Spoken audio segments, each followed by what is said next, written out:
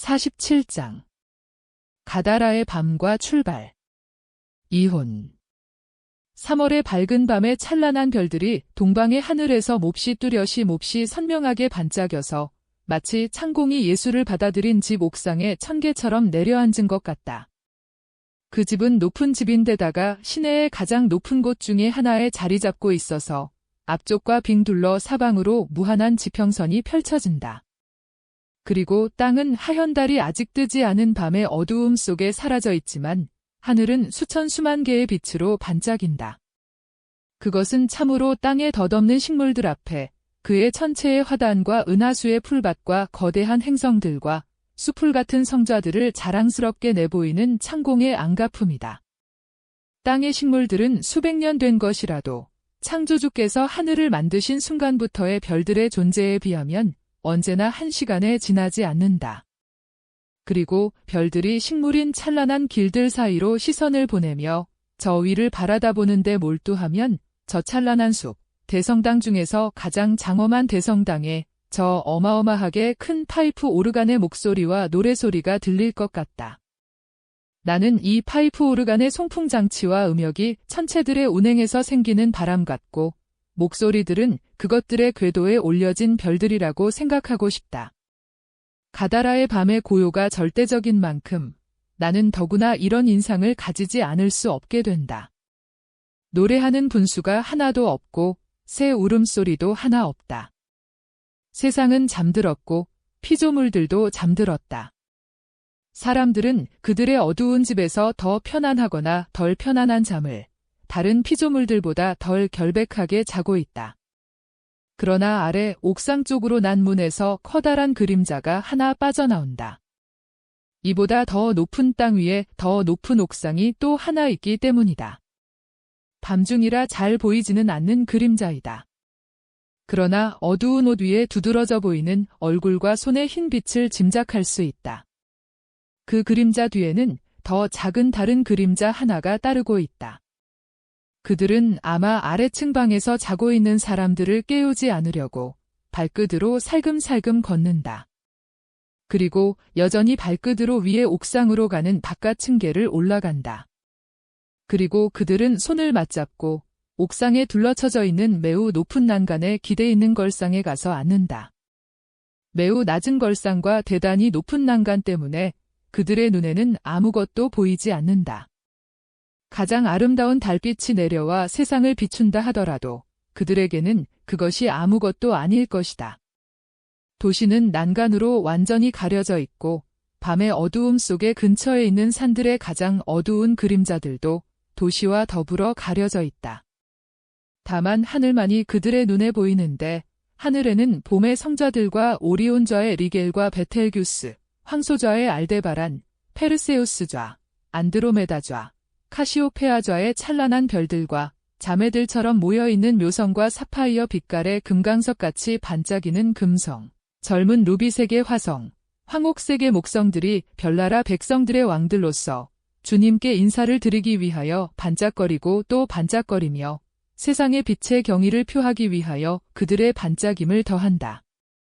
예수께서는 별들을 쳐다보시려고 머리를 드시고 높은 난간에 머리를 기대신다. 요한도 예수께서 하시는 대로 따라하며 시선을 저 위, 세상을 무시할 수 있는 곳으로 보낸다. 그리고 나서 예수께서 말씀하신다.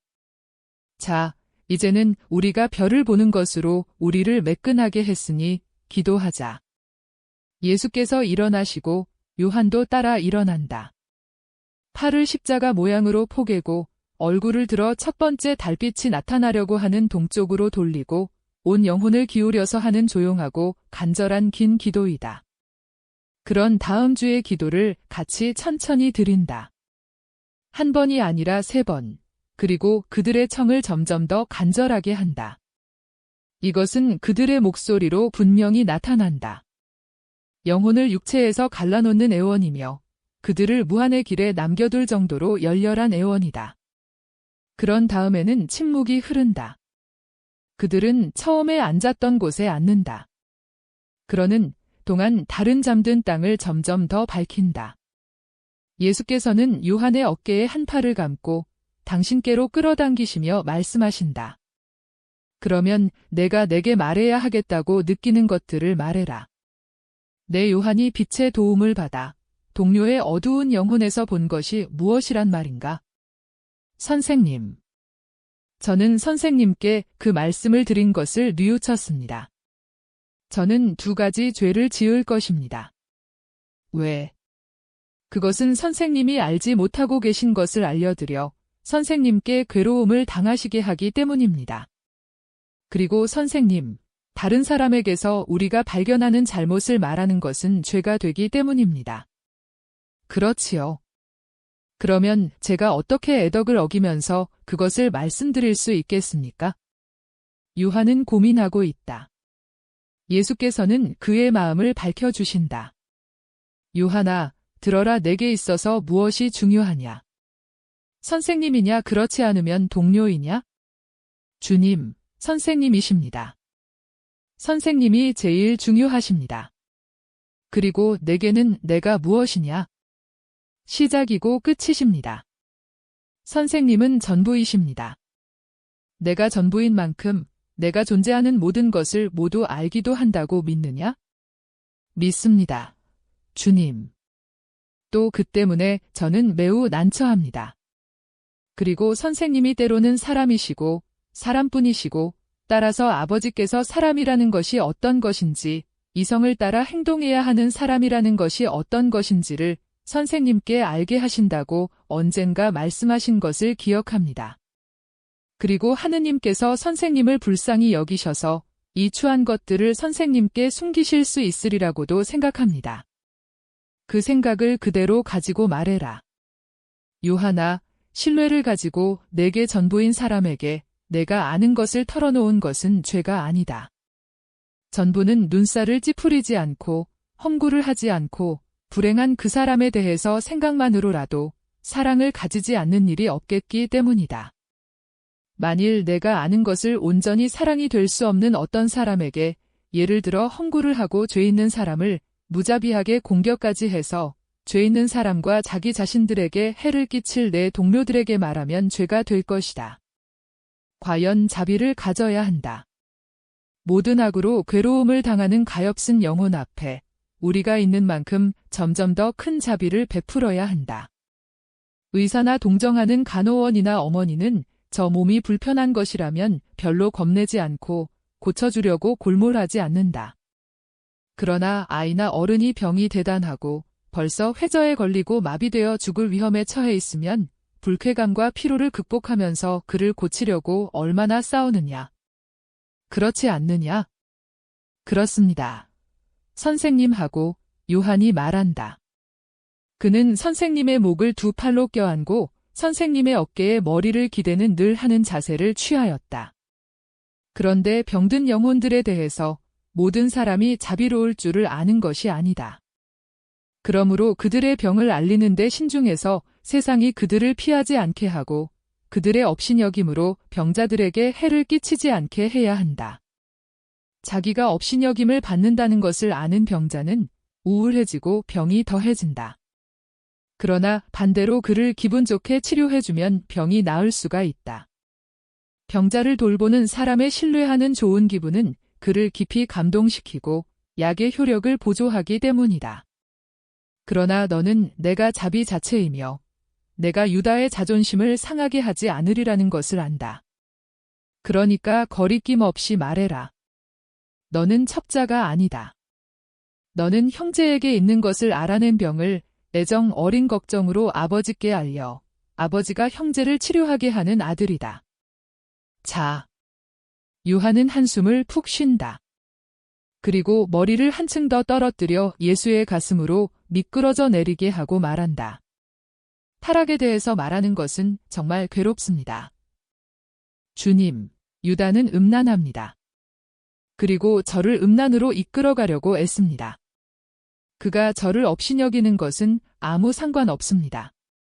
그러나 그가 그의 사랑으로 더러워진 몸으로 선생님께로 오는 것이 저는 괴롭습니다. 그가 돌아온 뒤로 저를 여러 번 유혹했습니다. 우연히 저희 둘이만 있게 되면 여자들 이야기밖에 하지 않습니다. 그리고 어떻게 해서든지 그렇게 되도록 애를 씁니다. 그래서 저는 사람들이 제 입에다 집어넣으려고 하는 썩은 물건 속에 집어넣으면 느끼게 될 그런 불쾌감을 느낍니다. 그러나 그로 인해서 내 마음속 깊이 자극을 느끼느냐?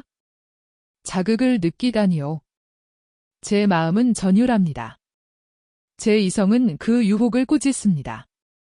저는 타락하기를 원치 않습니다.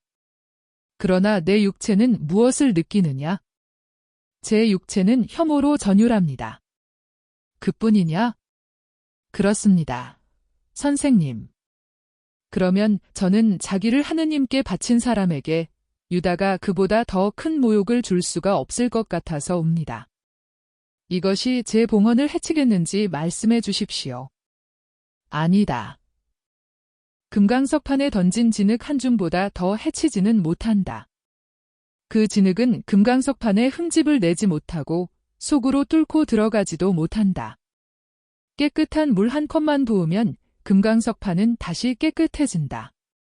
그리고 전보다도 더 아름다워진다. 그럼 저를 깨끗하게 해주십시오. 내 사랑이 너를 깨끗하게 하고 내 천사도 깨끗하게 해준다. 내게는 아무것도 남아있지 않다. 너는 하느님께서 그 위에 내려오시는 깨끗하게 된 제단이다. 그리고 유다가 또 무슨 다른 일을 하느냐? 주님, 그 사람은. 아이고. 주님. 요한의 머리는 더욱 더 아래로 미끄러져 내려온다. 무엇이냐? 그 사람은 가난한 사람들을 위해서 선생님께 드리는 그의 돈이라는 것은 참말이 아닙니다. 참된 것이 아닌 그의 너그러움을 사람들이 칭찬하라고 가난한 사람들에게 줄 돈을 제 몫으로 훔치는 것입니다. 다볼산에서 돌아오셔서 선생님이 그에게서 돈을 모두 빼앗으셨기 때문에 선생님은 그를 몹시 화나게 하셨습니다. 그리고 제게 우리들 가운데 몰래 염탐하는 사람들이 있어 하고 말했습니다. 뭘 염탐하려고? 혹자네가 도둑질을 하는 게 아닌가? 그랬더니 이렇게 말했습니다. 아니야. 그렇지만 나는 용의주도해서 돈주머니 둘을 가지고 있어. 그런데 그걸 누가 선생님께 일러 바쳐서 선생님은 나더러 모두 내놓으라고 강요하셨어. 선생님이 하도 심하게 강요하셔서 그렇게 할 수밖에 없었단 말이야 하고. 그러나 주님, 그가 용의주도해서 그렇게 한다는 것은 참말이 아닙니다. 그는 돈을 가지기 위해서 그러는 것입니다. 저는 진실을 말한다는 확신을 가지다시피 하고 이것을 단언할 수 있겠습니다. 확신을 가지다시피 하고. 그래, 의심은 가벼운 잘못이다. 만일 그가 도둑질을 한다는 것을 마주 확실히 알지 못하면 너는 그를 도둑이라고 비난할 수는 없는 것이다. 사람들의 행동은 착한 것이면서도 때로는 유감스러운 것으로 보이는 수가 있을 것이다. 맞습니다. 선생님. 이제는 그를 생각만으로라도 비난하지 않겠습니다. 그렇기는 하지만 그 사람이 돈주머니 2개를 가지고 있고 제 것이라고 말하는 돈주머니도 역시 선생님의 것인데 칭찬을 받기 위해서 그렇게 한다는 것은 확실합니다. 그리고 저는 그렇게 하지 않겠습니다. 저는 그렇게 하는 것은 좋지 않다는 것을 느낍니다. 내 말이 옳다? 또 무슨 말을 해야 할 것이 있느냐? 요한은 공포에 사로잡힌 얼굴을 들고 말을 하려고 한다. 그러나 이내 입을 다물고 미끄러져 내려 얼굴을 예수의 옷에 파묻는다. 예수께서는 한 손을 그의 머리에 얹으신다. 자. 내가 잘못 볼 수도 있었을 것이다. 내가 잘 보도록 도와주마. 너는 유다의 죄의 그럼직한 원인에 대해서 어떻게 생각하는지도 내게 말해야 한다. 주님, 유다는 기적들을 행하기 위해서 가지기를 바라는 힘을 자기가 가지지 못하는 것을 느낍니다. 선생님은 그가 늘 그걸 갈망했다는 것을 아시지요. 엔도르를 기억하십니까? 그런데 반대로 그가 기적을 제일 못합니다. 그가 돌아온 뒤로는 아무 일도 성공하지 못하게 되었습니다. 그리고 밤에는 악몽을 꾸는 것처럼 꿈에 거기 대해 한탄합니다. 그리고 선생님, 선생님. 자, 말해라. 끝까지 다 말해라. 그리고 주술을 쓰고 마술을 합니다. 이것은 거짓말도 아니고 의심도 아닙니다. 저는 그것을 보았습니다. 그는 제가 잠을 깊이 자기 때문에, 아니 그보다도 전에는 깊은 잠을 잤기 때문에 저를 동숙자로 택했습니다. 지금은 솔직히 말씀드려서 그를 감시하고 잠이 덜 깊게 듭니다. 그가 움직이기만 하면 들리니까요. 제가 잘못했는지는 모르겠습니다. 그러나 저는 그가 무엇을 하는지 보려고 자는 체했습니다. 그리고 적합하지 않은 일을 하는 것을 2번이나 보고 들었습니다. 저는 마술은 잘 알지 못합니다만 그것은 분명히 마술입니다. 혼자서. 그렇기도 하고 그렇지 않기도 합니다. 티베리아에서 그의 뒤를 밟았습니다. 그는 어떤 집에 갔습니다. 나중에 그 집에 누가 사느냐고 물어보았습니다. 다른 사람들과 같이 강신술을 하는 어떤 사람이 산답니다. 그리고 거의 아침이 다 돼서 유다가 나왔을 때 서로 주고받는 말을 듣고 그들이 서로 아는 사이라는 것을 깨달았습니다. 그리고 그들은 대단히 많은데 전부가 외국인이 아닙니다. 그는 선생님이 그에게 주지 않으시는 힘을 마귀에게 청합니다. 이 때문에 저는 제 힘을 아버지께 희생으로 바쳐서 그가 더 이상 죄인이 되지 않도록 그에게 건네주십사고 청했습니다. 너는 그에게 내 영혼을 주어야 할 것이다. 그러나 이것은 아버지도 나도 허락하지 않을 것이다. 긴 침묵이 흐른다. 그런 다음 예수께서 피로한 목소리로 말씀하신다. 가자. 요한아, 내려가서 새벽까지 쉬자. 주님은 전보다도 더 침울하시군요.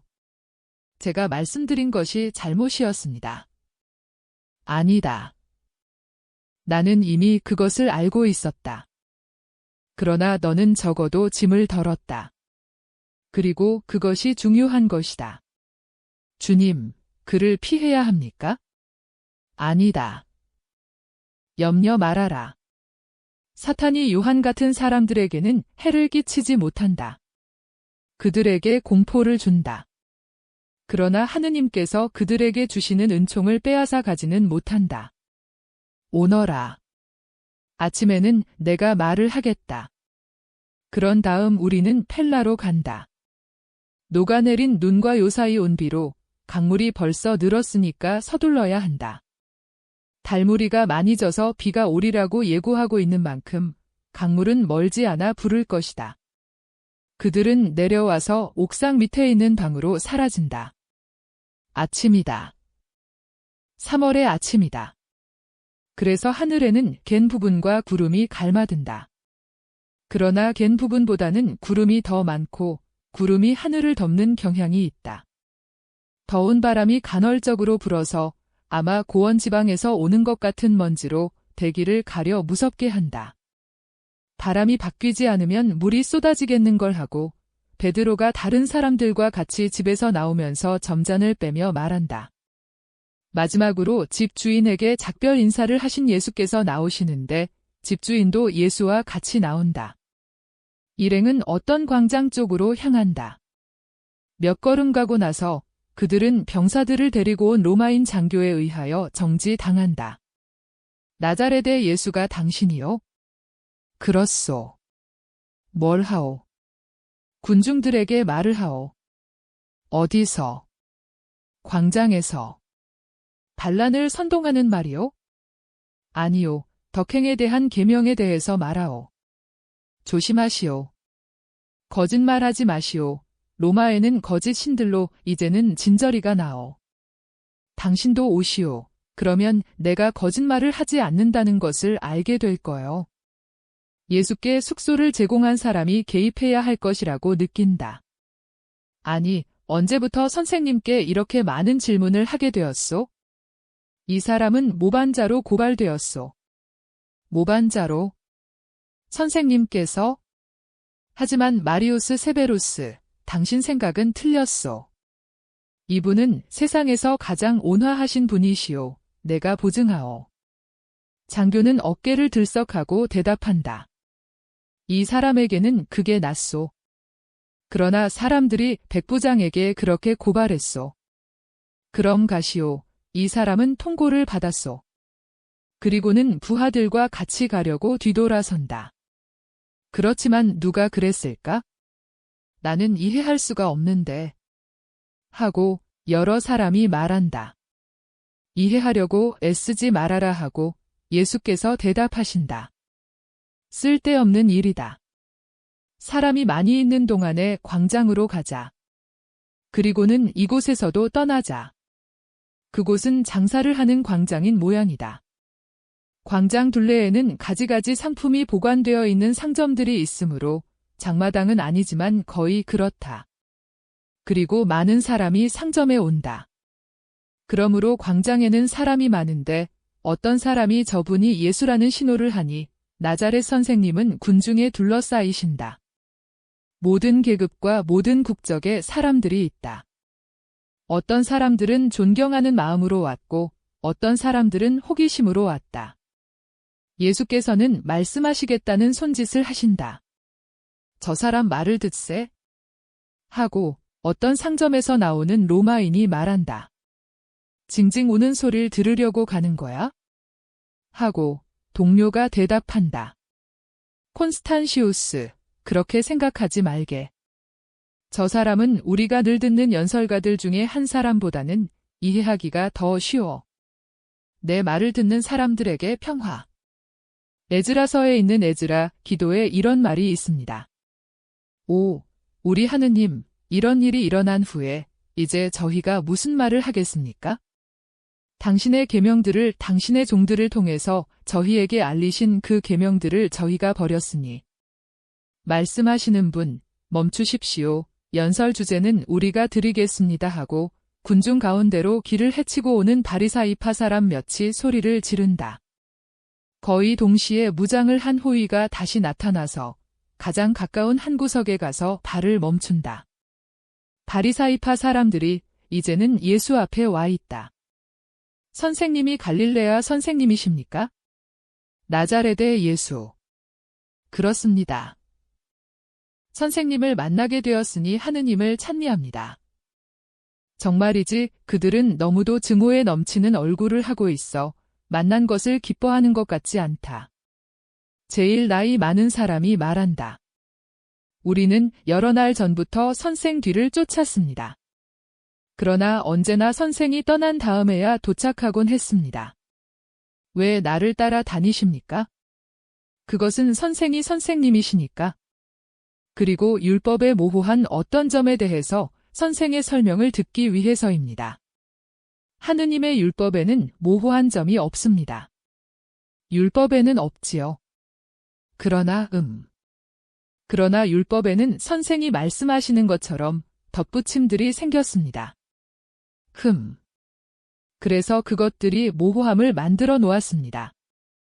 기껏해야 그늘이지요. 그리고 그 그늘을 없애는 데는 이해력을 하느님께로 돌리기만 하면 됩니다. 아무나 그렇게 할 수 있는 것은 아닙니다. 예를 들어 우리는 그늘 속에 남아 있습니다. 선생은 선생님이시지요. 그러니 우리를 도와주십시오. 무엇을 알고 싶습니까? 우리는 남자가 어떤 동기로 자기의 본 아내를 버려도 되는지 알고 싶었습니다. 이것은 자주 일어나는 일이고 그때마다 그 일이 일어나는 곳에서는 시끄러워집니다. 사람들은 그렇게 해도 되는 것인지 우리에게 문의하고 우리는 경우에 따라서 대답합니다. 90%는 기정사실을 인정하는 것이지요. 10%는 인정을 하지 않는데 그것은 가난한 사람들인 경우나 당신들의 적인 경우이지요. 그걸 어떻게 아십니까? 모든 인간사에 그렇게 되니까요. 그리고 나는 셋째 등급을 하나 덧붙이겠습니다. 만일 이혼이 허락된다면 그것이 더 잘 정당화될 등급입니다. 고칠 수 없는 문둥병이라든지 종신징역의 선고를 받았다든지 부끄러운 병이 걸렸다든지 하는 따위의 곤란한 경우의 등급입니다. 그러면 선생으로서는 그것이 절대로 허락되지는 않는다는 말입니까? 나로서도 지극히 높으신 분으로서도 올바른 어떤 사람으로서도 그렇습니다. 당신들은 창조주께서 세상 시초의 남자와 여자를 만드셨다는 말을 읽지 못했습니까? 남자와 여자로 만드셨다는 말을? 창조주께서는 그렇게 하실 필요가 없었습니다. 만일 원하셨더라면 당신의 모습을 닮게 만드신 만물의 왕을 위해서 다른 생식 방식을 만드실 수 있었을 것입니다. 그리고 그 방법은 다른 어떤 자연적인 방법과 다르면서도 역시 좋은 방법이었을 것입니다. 그리고 창조주께서는 이렇게 말씀하십니다. 그러므로 남자는 부모를 떠나 제 아내와 합하여 한 몸을 이루리라. 그러니까 하느님께서는 그들을 하나로 합쳐 놓으셨습니다. 그러므로 그들은 두 몸이 아니라 오직 한 몸입니다. 하느님께서 좋은 일이라고 보셨기 때문에 합쳐 놓으신 것을 사람이 갈라놓아서는 안 됩니다. 만일 그렇게 되면 그것은 좋은 일이 아닐 것이기 때문입니다. 그러나 그렇다면 왜 모세가 이렇게 말했습니까? 어떤 남자가 아내를 얻었는데 그 여자가 어떤 부끄러운 일로 인해서 남편의 마음에 들지 않으면 남자는 이혼장을 써서 아내의 손에 직접 건네주고 집에서 내보낼 것이다 하고, 그가 이렇게 말한 것은 당신들의 마음이 냉혹하기 때문입니다. 하나의 명령으로 너무 중대한 혼란을 피하기 위해서였습니다. 이 때문에 모세는 당신들에게 아내를 버리는 것을 허락했습니다. 여자는 짐승보다 낫기 때문입니다. 짐승은 주인의 일시적 기분에 따라서 또는 자유스러운 자연의 상황에 따라서 이러저러한 수컷에 맡겨지게 되어 번식을 위하여 한 쌍이 되는 영혼 없는 몸이기 때문입니다.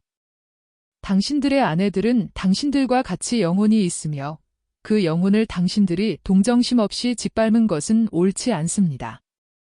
여자에 대한 단죄에서 너는 남편의 권력에 복종할 것이고 그가 너를 지배할 것이다 하는 말이 있지만 이것은 정의에 따라서 이루어져야 하는 것이지 자유롭게 존경할 만한 가치가 있는 영혼의 권리를 침해하는 압제에 의해서 이루어져서는 안 됩니다.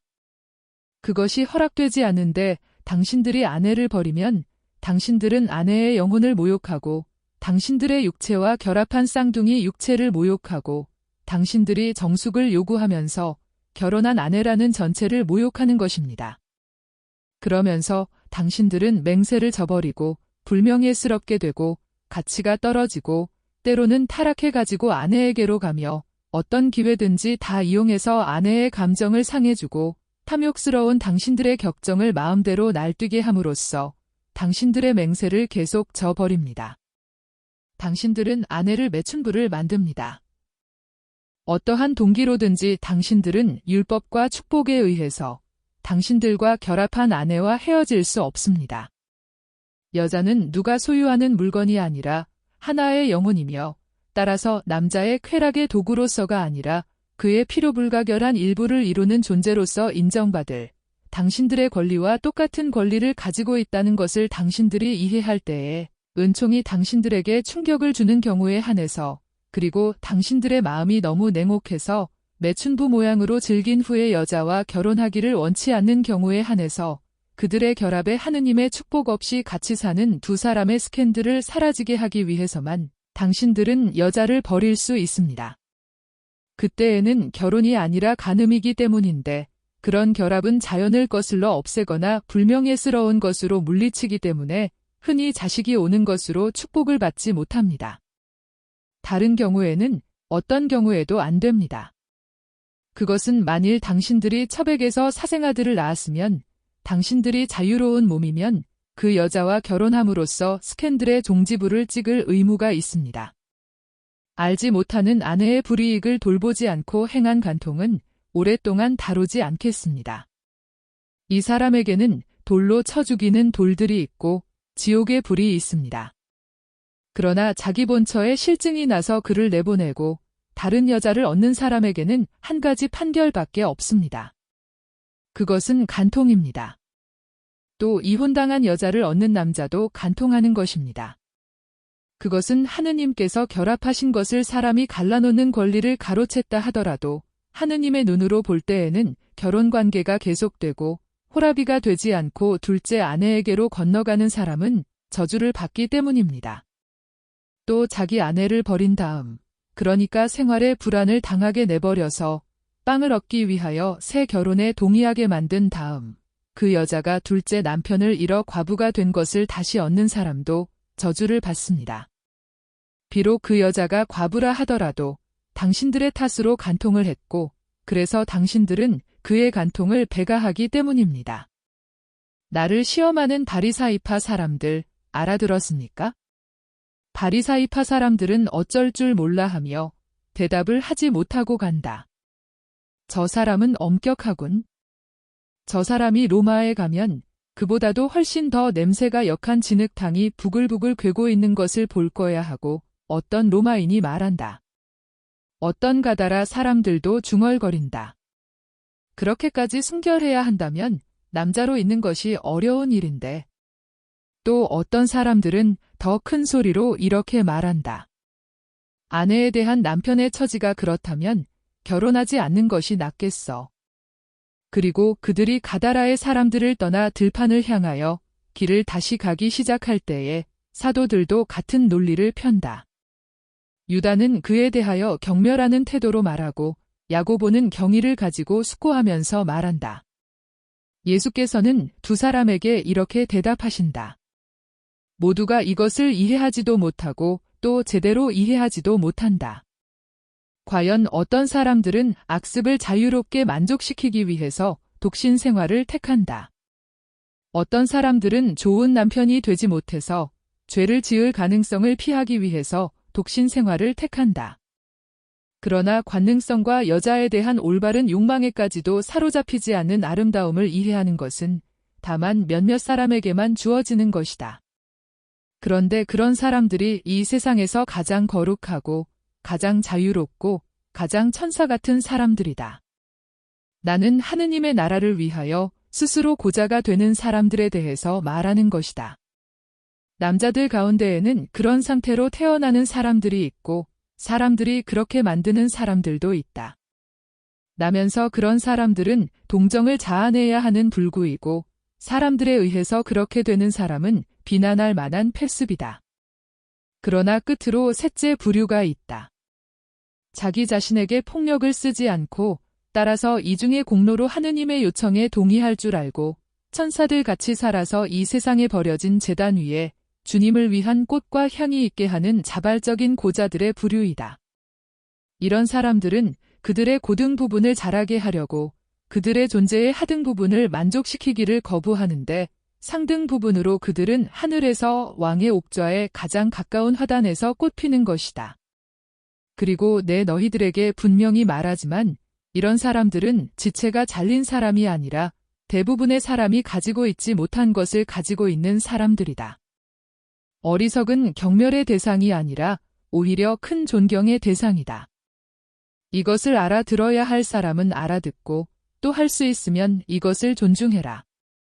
사도들 중에 결혼한 사람들은 서로 수군거린다. 무슨 일이냐? 하고 예수께서 물으신다. 그러면 저희들은요? 하고 바르톨로메오가 모두를 대신하여 말한다. 저희들은 이것을 몰라서 결혼을 했습니다. 그러나 저희들도 선생님이 말씀하시는 대로 되었으면 좋겠습니다. 이제부터 너희들이 그렇게 되는 것이 금지된 것은 아니다. 너희 아내를 누이처럼 생각하면서 금욕을 하면서 살아라. 그러면 너희들은 하느님의 눈에 큰 공로를 세울 것이다. 그러나 비가 오기 전에 펠라에 가도록 걸음을 재촉하여라. 48장. 예수께서 펠라에 가다라에서 펠라로 가는 길은 양쪽에 쭉 계속되는 야산들 사이에 펼쳐져 있는 기름진 지방을 지나가는데 한쪽 야산들은 다른 쪽 야산들보다 더 높다. 그 야산들은 요르단강 계곡에서 아우란의 산들로 올라가는 전설적인 거인들의 층층대의 단들 같다.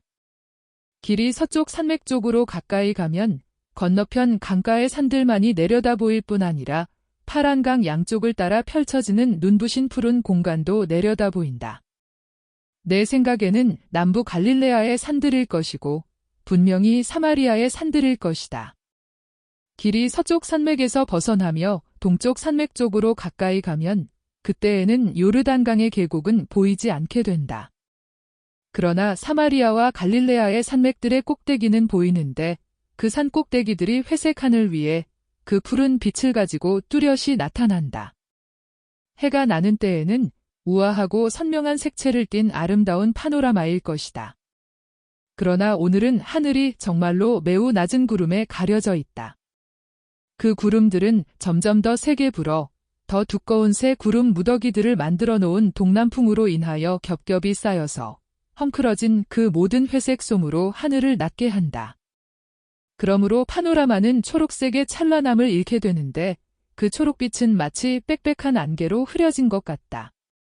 그들은 어떤 작은 마을을 지나가는데 뚜렷한 일이 아무것도 일어나지 않는다. 무관심히 선생님을 맞이하고 뒤쫓는다. 거지들만이 어김없이 갈릴레아의 길손들의 집단에 관심을 가지고 동량을 청하려고 온다. 언제나 을의 소경들이 있는데 그들의 대부분은 눈이 트라코마로 망가진 사람들이거나 빛을 잘 견디지 못하여 머리를 숙이고 걷는 거의 소경이 된 사람들로 때로는 혼자서 때로는 여자나 어린아이를 데리고 벽에 착 달라붙어 걷는다. 펠라로 가는 길과 티베리아 호수 쪽의 게라사와 보즈라로 가는 길이 서로 만나는 어떤 마을에는 개 짖는 소리와 같은 푸념으로 여행자의 무리를 괴롭히는 진짜 소경떼가 있다. 그들의 푸념은 가끔 중단되고 그 대신 참다운 울부짖음이 된다. 그들은 초라하고 더럽고 피로한 집단을 이루고 첫 번째 집들의 벽에 기대서 귀를 기울이거나 빵껍질과 올리브들을 먹거나 졸고 있는데 파리들은 궤양이 된 눈꺼풀에 앉아 마음 놓고 빨아먹는다. 그러나 말발굽 소리나 많은 사람의 발소리가 나기만 하면 일어나서 온다. 그리고는 고대 비극의 누더기를 걸친 합창대처럼 모두가 오는 사람들은 향하여 똑같은 말을 하고 똑같은 몸짓을 한다. 동전잎이나 빵덩어리가 날아간다. 그러면 소경들이나 반소경들은 동전을 찾아내려고 먼지나 오물 속을 더듬더듬 뒤진다. 예수께서는 그들을 살펴보시고 열성당원 시몬과 필립보에게 말씀하신다. 저 사람들에게 돈과 빵을 가져다 주어라. 돈은 유다가 가지고 있고 빵은 요한이 가지고 있다. 두 사람은 명령받은 것을 하려고 서둘러 앞으로 나아가서 말을 하려고 걸음을 멈춘다. 그동안 예수께서는 길을 막고 있는 나귀들의 행렬에 막혀서 천천히 앞으로 나아오신다. 거지들은 오는 사람들이 그들에게 인사를 하고 도움을 주는 인사와 후의에 놀라서 묻는다. 우리에게 이렇게 친절을 베푸는 당신들은 누구십니까? 이스라엘의 선생님이신 나자렛의 예수의 제자들입니다. 구세주이시기 때문에 가난한 사람들과 불쌍한 사람들을 사랑하시고 기쁜 소식을 전하시고 기적을 행하시면서 지나가시는 선생님이십니다. 기적은 이겁니다 하고 눈썹이 끔찍하게 상한 남자가 말한다. 그리고 물질적인 것밖에는 이해하지 못하고 찬미하지 않은 진짜 짐승 같은 그 사람은 그의 빵 조각을 두드린다. 구리로 만든 물병들을 가지고 지나가다가 그 말을 들은 어떤 여자가 그에게 말한다. 입 닥쳐요. 메스꺼운 게으름쟁이. 그리고 제자들에게도 몸을 돌리고 말한다. 이 사람은 이 고장 사람이 아닙니다. 이 사람은 싸우기를 좋아하고 저와 같은 사람들에 대해서 난폭합니다. 이 사람은 마을의 가난한 사람들의 돈을 훔치니까 내쫓아야 할 겁니다. 그러나 우리는 그의 보복을 무서워합니다. 그리고 가만히 아주 작은 목소리로 속삭인다. 이 사람은 여러 해 동안 카라카모압산과 셀라산에서 내려와서 도둑질을 하고 사람을 죽이고 했다고 합니다. 셀라산에서 광야로 가는 길을 감시하고 있는 점령군은 페트라라고 부릅니다. 그리고 이 사람은 로마를 알리려고 여기에 온 저 로마인 부대의 탈영병이라고 합니다. 헬레오스라고 그러는 것 같아요. 또 다른 이름도 하나 있소? 술을 먹이면 당신들에게 이야기를 할 겁니다. 이제는 장님이 돼서 일이 왔답니다. 저분이 구세주이십니까? 그리고는 이내 곧장 지나가신 예수를 가리키며 묻는다. 저분이시오. 선생님께 말을 하려고 그럽니까? 아, 아닙니다. 하고 여자는 무관심하게 말한다. 두 사도는 그 여자에게 인사하고 선생님 계신 곳으로 간다. 그러나 소경들 사이에서 소란이 일어나고 어린아이의 것과 같은 신음소리가 들린다. 여러 사람이 돌아보고 자기 집 문지방에 있는 아까 그 여자가 설명한다. 저 잔인한 사람이 제일 약한 사람들의 돈을 빼앗은 것일 겁니다. 늘 그렇게 하거든요. 예수께서도 보시려고 돌아서시었다. 과연 한 어린이가, 아니 오히려 한 젊은이가 피투성이가 되어 눈물을 줄줄 흘리면서 집단 속에서 나오면서 탄식한다. 저 사람이 내 것을 전부 다 빼앗았어요. 엄마는 이제 방도 못 얻게 됐어요. 어떤 사람들은 그를 불쌍히 여기고 어떤 사람들은 웃는다. 누구요? 하고 예수께서 여자에게 물으신다. 펠라의 아이입니다. 가난하지요. 구걸을 하러 옵니다. 집 식구 모두가 소경입니다. 서로 병을 전해 주었지요. 아버지는 죽었고 어머니는 집에 남아 있어요. 아이는 행인들과 농부들에게 잔돈푼을 청합니다. 젊은이가 지팡이를 짚고 앞으로 나아온다. 그는 찢어진 겉옷으로 눈물과 이마에서 흘러내리는 피를 닦는다. 여자가 그를 부른다. 야야야, 거기 서라. 내가 이마를 씻어주고 빵을 하나 주마. 나는 여러 날치 돈과 빵을 가지고 있었어요. 그런데 지금은 아무것도 없어요. 엄마는 빵을 먹으려고 나를 기다리는데 불쌍한 아이는 여자가 준 물로 얼굴을 씻으면서 탄식한다. 예수께서 앞으로 나아가셔서 말씀하신다. 내가 가진 것을 내게 주마. 울지 말아라. 그렇지만 주님. 왜요? 우리는 어디에 가서 잡니까? 우리는 어떻게 합니까? 하고 유다가 성을 내며 말한다. 우리는 우리에게 좋은 건강을 유지시키시는 주님을 찬미할 것이다. 건강이 벌써 큰 은총이다. 소년이 말한다. 오, 그렇고 말고요. 저는 눈만 보이면 엄마를 위해 일할 것입니다. 너는 눈이 나았으면 좋겠니? 예. 왜 의사들한테 가보지 않느냐? 어떤 의사도 우리 병을 고치지 못했어요. 그 의사들은 갈릴레아의 의사는 아니지만 병을 고치는 사람이 없다고 우리에게 말했어요. 그렇지만 어떻게 해야 선생님을 찾으러 갑니까? 예루살렘, 겟세마니에 가거라. 올리브산 및 베다니아로 가는 기렵에 올리브밭이 하나 있다. 마르코와 요나를 찾아라. 오펠 변두리의 사람들 모두가 내게 알려줄 것이다. 너는 여행자의 무리와 같이 갈 수 있다.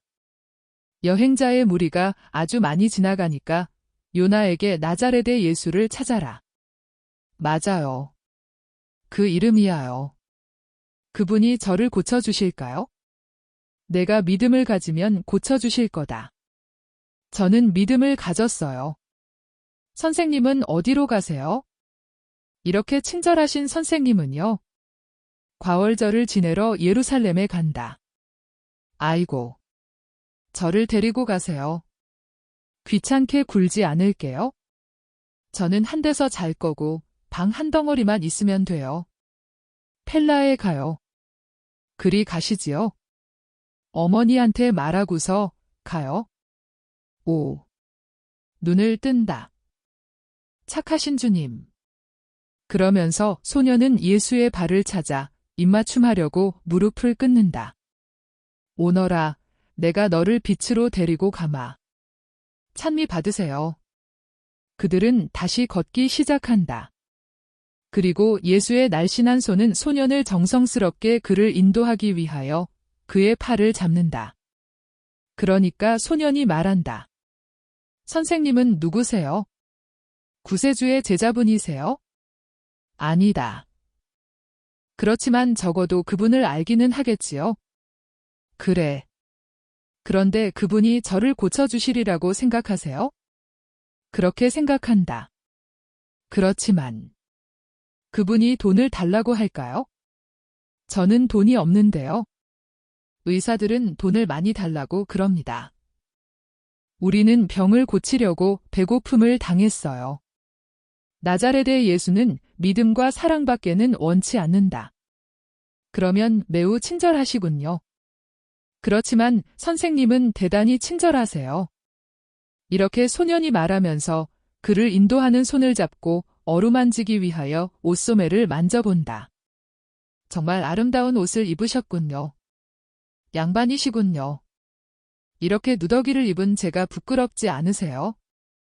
내가 부끄러워하는 건 사람의 명예를 더럽히는 잘못들 뿐이다. 저는 제 처지를 저주하고 따뜻한 옷과 빵과 특히 눈뜨기를 바라는 잘못이 있어요. 예수께서는 그를 쓰다듬어 주신다. 그것은 사람을 불명예스럽게 하는 잘못들이 아니다. 그렇지만 그런 결점들까지도 가지지 않도록 힘써라. 그러면 성인이 될 것이다. 그렇지만 만일 제가 나으면 그 잘못을 가지지 않게 될 거예요. 그렇지 않고 제가 낫지 않으면 선생님이 그걸 알고 있으니까 제 운명을 각오하게 해주시겠어요?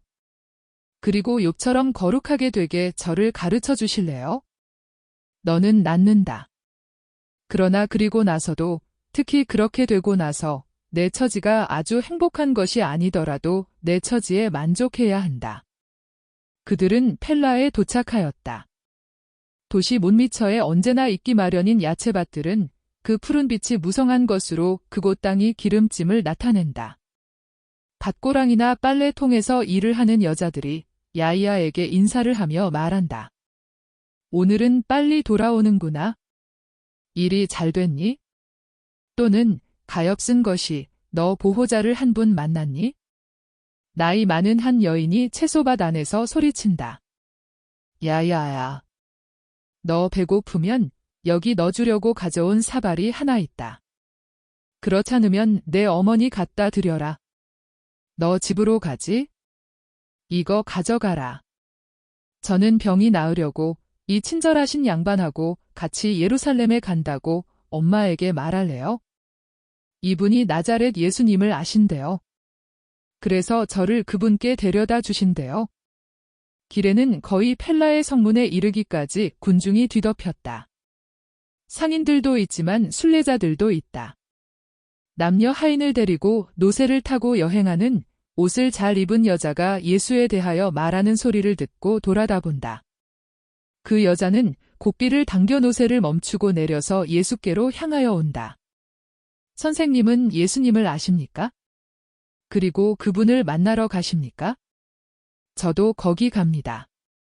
제 아들 병을 고치려고 선생님과 말씀 좀 했으면 좋겠는데요. 왜냐하면 그 여자는 고운 베일을 쓴 얼굴로 울기 시작한다. 당신의 아들은 무슨 병이 들렸습니까? 지금 어디 있습니까? 그 애는 게라사에서 났습니다. 그러나 지금은 유다 쪽에 있습니다. 그 애는 마귀 들린 사람처럼 다닙니다. 아이고, 내가 무슨 말을 했지? 마귀 들린 사람이라고요? 주님, 그 애는 마귀 들렀다가 나았었습니다. 그런데 지금은 전보다도 더 마귀가 됐습니다. 그것은 거기 대해서는 나자렛의 예수님께나 말할 수 있습니다. 야고보야, 아이를 너와 시몬 사이에 잡고 다른 사람들과 같이 앞서가라. 성문 저쪽에서 기다리고 있어라.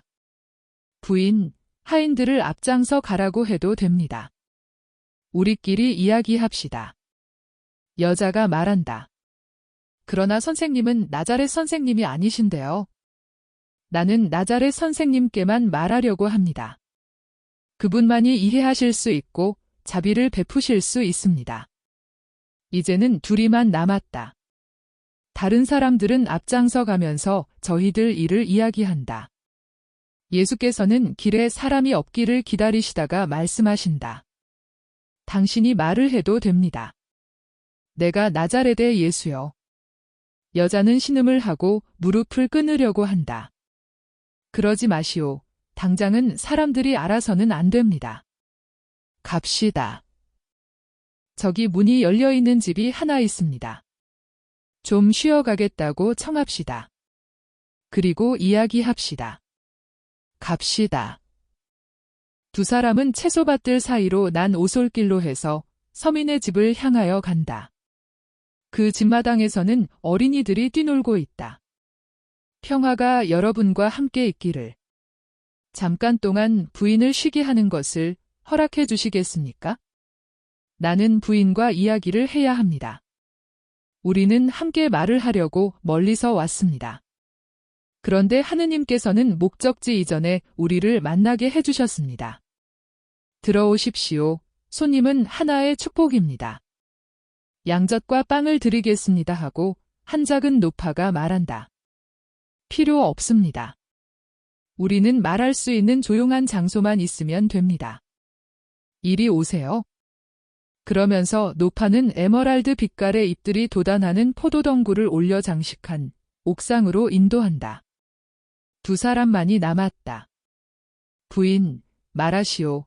나는 하느님께서 길 가는 목적지에 이르기 전에 우리를 서로 만나게 하셔서 당신을 위로해 주셨다고 말했습니다. 제게는 위로가 없습니다. 이제는 위로가 없어졌습니다. 제게는 아들이 하나 있었는데 그 애가 마귀가 들렸습니다. 무덤 속에서 사는 야생동물입니다. 그 애를 막는 것이 아무것도 없었고 아무것도 그 애를 낫게 하지 못했습니다. 그 애가 선생님을 보았습니다. 그 애는 마귀의 입을 빌어서 선생님을 숭배했고 선생님은 그 애를 고쳐주셨습니다. 그 애는 선생님을 따라가려고 했는데 선생님은 그 애 어머니를 생각하시고 제게로 그 애를 보내셔서 마귀 들린 아들이 제게 주는 고통 때문에 가물가물하던 생명과 이성을 제게 돌려주셨습니다. 그리고 선생님은 그 애가 선생님을 사랑하기를 원했기 때문에 선생님을 전파하라고 그 애를 보내셨습니다. 저는 다시 어미가 되고 그것도 거룩한 아들의 어미가 되다니. 선생님의 봉사자가 될 아들의 어미. 그러나 제발 말씀해 주십시오. 선생님이 그 애를 돌려보내실 때에 그 애가 다시 마귀가 되었다는 것을, 다시 마귀가 되리라는 것을 아셨습니까? 그 애가 선생님께 그렇게 많은 것을 받고 선생님을 알고 하늘을 위해 선택을 받은 다음 선생님을 떠나는 마귀이기 때문에 이러는 것입니다. 말씀해 주십시오. 그 일을 알고 계셨습니까? 그러나 지금 제가 헛소리를 하는군요. 저는 말을 하면서도 그 애가 왜 마귀인지는 말씀드리지 않는군요. 그 애는 얼마 전부터 미치광이 같이 되었습니다. 며칠 전부터 그렇습니다. 그러나 그 며칠 동안이 제게는 그 애가 마귀 들렸던 그 오랜 세월보다도 더 고통스러웠습니다. 그래서 그보다 더 큰 고통은 결코 받지 않을 것이라고 생각했습니다. 그 애가 와서 선생님과 그의 덕택으로 게라사 사람들이 선생님에 대해서 기르고 있던 믿음을 선생님에 대해서 야비한 언동을 함으로써 손상시켰습니다. 그리고 그 애는 선생님보다 먼저 예리고에 걸어서 건너가는 곳에 가서 선생님께 해를 끼치고 또 끼칩니다. 베일을 벗지 않은 채로 찢어지는 듯한 마음으로 흐느껴 울던 여자가 예수의 발 앞에 쓰러지며 애원한다. 선생님, 떠나십시오. 떠나세요. 모욕을 당하지 마십시오. 저는 병든 남편과 합의하고 선생님을 만나게 해주십사고 하느님께 기도하면서 왔습니다. 하느님께서는 제 청을 들어주셨습니다. 이 때문에 하느님은 찬미 받으시기 바랍니다. 저는 구세주이신 선생님이 제 아들 때문에 학대 받으시는 것을 원치 않고 그렇게 되도록 허락하기도 원치 않습니다. 아이고, 왜 제가 그 애를 낳았을까요? 주님, 그 애는 주님을 배반했습니다. 그 애는 선생님의 말씀을 왜곡합니다. 마귀가 그 애를 다시 붙잡았습니다. 그리고 아이고, 지극히 높으시고 지극히 거룩하신 주님. 한 어미를 불쌍히 여겨주십시오. 그 애는 지옥에 갈 겁니다. 제 아들이 전에는 마귀가 가득 차 있었어도 그 애의 잘못은 아니었습니다. 그것은 그 애가 당한 불행이었습니다. 그러나 지금은 선생님이 그 애에게 은총을 주셨던 지금은 그 애가 하느님을 안 지금은 선생님이 그 애를 가르치신 지금은 그 애가 마귀가 되기를 원한 것이니 이제는 아무 힘도 그 애를 구해내지 못할 것입니다. 아이고, 아이고. 그 여자는 땅에 털썩 엎드렸다. 흐느낌에 흔들리는 옷무더기요 살무더기이다. 그러면서 탄식한다. 말씀해 주십시오. 말씀해 주세요. 선생님을 위해서, 제 아들을 위해서 어떻게 해야 할지를 속죄하기 위해서, 구원하기 위해서, 아니, 속죄하기 위해서요. 선생님은 제 고통이 속죄가 된다는 것을 아십니다. 그러나 구원하는 것은 저는 하느님을 버린 사람을 구할 수가 없습니다. 그 애는 지옥에 가게 되었습니다. 그런데 이스라엘 사람인 제게는 이것이 무엇입니까? 하나의 고통입니다. 예수께서는 몸을 숙이시고 여자의 어깨에 손을 얹으신다. 일어나서 진정하시오. 당신은 내게 소중합니다. 가엾은 어머니, 내 말을 들으시오. 제가 그 애를 낳은 것을 저주하지 않으십니까? 천만에요. 당신은 아들의 잘못에 대해서 책임이 없습니다. 그리고 반대로 그의 구원의 원인이 될 수 있다는 것을 알고 위안을 삼으시오. 아들들의 몰락이 어머니들에 의해서 회복될 수가 있습니다. 그런데 당신이 그렇게 할 것입니다. 당신의 고통은 훌륭한 것이기 때문에 헛되지 않고 많은 효과가 있는 것입니다. 당신의 고통으로 당신이 사랑하는 영혼이 구원을 받을 것입니다. 당신은 아들을 위해 속죄합니다. 그런데 당신이 하도 올바른 의향으로 속죄하기 때문에 아들에게 관용을 얻어줄 만한 값어치가 있습니다. 당신의 아들은 하느님께로 돌아올 것이니 울지 마시오. 그렇지만 그게 언제입니까? 대관절 언제입니까? 당신의 눈물이 내 피에 섞일 때입니다. 선생님의 피라니요. 아니, 그럼 그 애가 말하는 것이 참말입니까? 선생님이 죽어 마땅하기 때문에 죽임을 당하실 거라고 말입니다. 하느님께 대한 소름 끼치는 모독입니다. 둘째 부분은 참말입니다. 나는 당신들을 생명을 누릴 자격이 있게 하기 위해서 죽임을 당할 것입니다. 부인 나는 구세주입니다. 그런데 구원은 말과 자비와 희생으로 주어지는 것입니다. 당신 아들에게는 이것이 필요한데 그것을 내가 줄 것입니다. 그러나 나를 도와주시오. 당신의 고통을 내게 주시오. 내 축복을 가지고 가시오.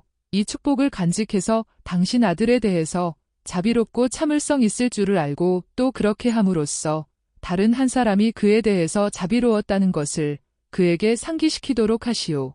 가시오. 평안히 가시오. 그러나 선생님은 펠라에서 말씀하지 마십시오.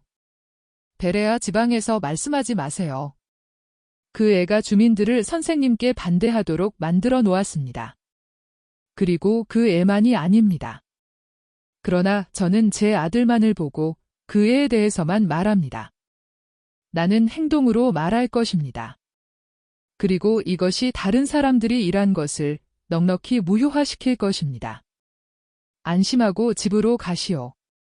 주님 그 애를 낳은 것을 용서해 주신 지금 어머니가 극심한 고통을 당할 때 그의 얼굴이 어떻게 되는지 아시게 제 얼굴을 보십시오.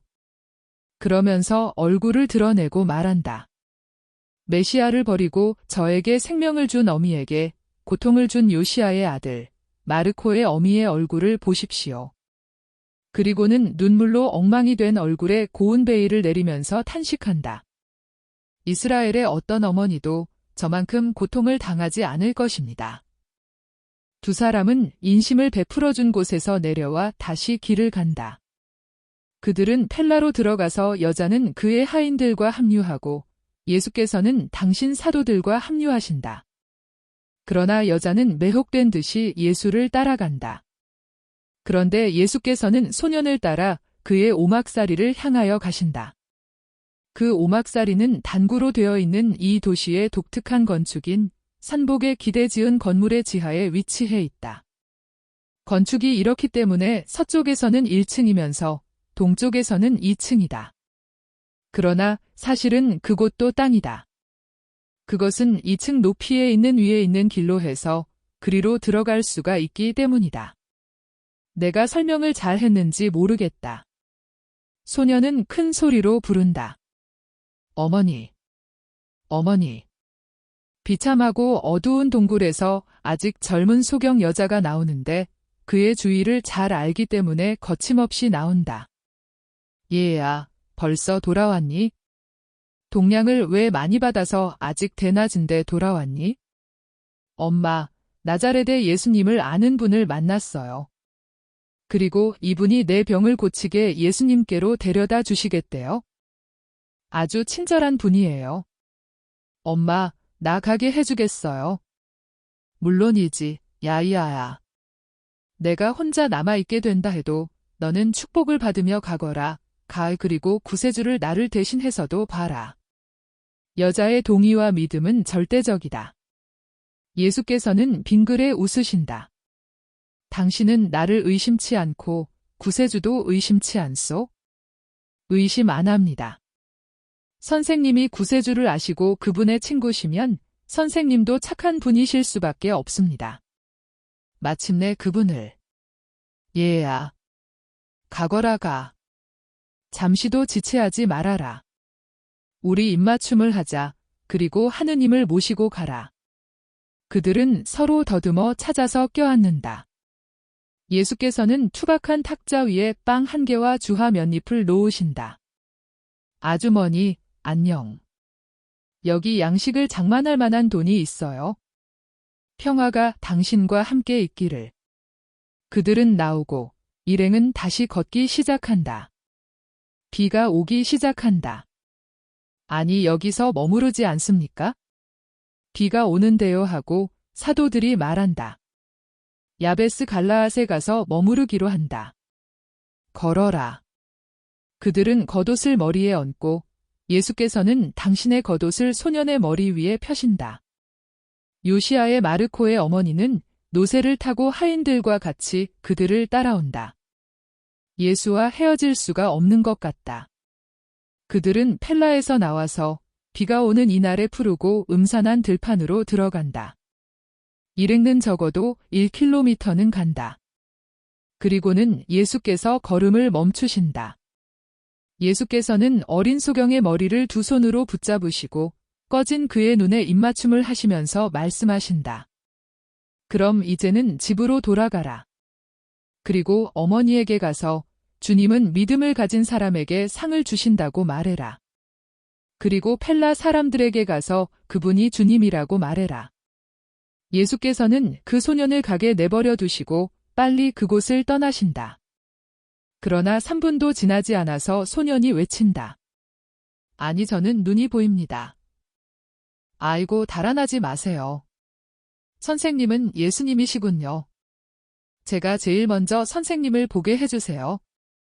그러면서 비에 젖은 길바닥에 무릎을 꿇는다.